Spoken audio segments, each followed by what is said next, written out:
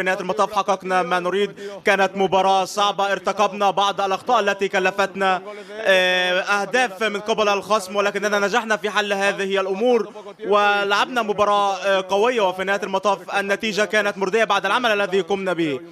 دائما لا يمكن أن تحقق مثل هذه النتائج، ولكن يجب بالتأكيد أن نحسن العديد من الأمور، لكننا بالتأكيد لعبنا مباراة قوية أمام ديبورتيفو الذي خاض مباراة صعبة.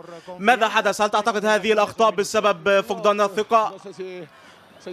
لا أعرف سبب هذه الأخطاء. في الشوط الأول كان لدينا بعض الفرص كي نتقدم في المباراة، لكننا لم نتقدم وتركنا العديد من المساحات للخصم، ولكن في نهاية المطاف نجحنا في تحقيق الهدف وفزنا وحصدنا 3 نقاط في الدور، والآن يجب أن نستمتع بكأس العالم للأندية.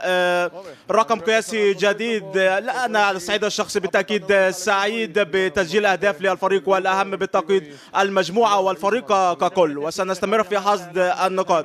هل يمكن أن نتحدث عن راموس المنقذ؟ دائما أنا سعيد بأي اسم يطلق عليه، ولكن في النهاية هذه هي عقليتي، أن أستمر وأقاتل ونتحسن كل يوم تلو الآخر، وعندما أعتزل وأترك الكرة بالتأكيد سأحظى بمكانة كبيرة في قلوب الجماهير.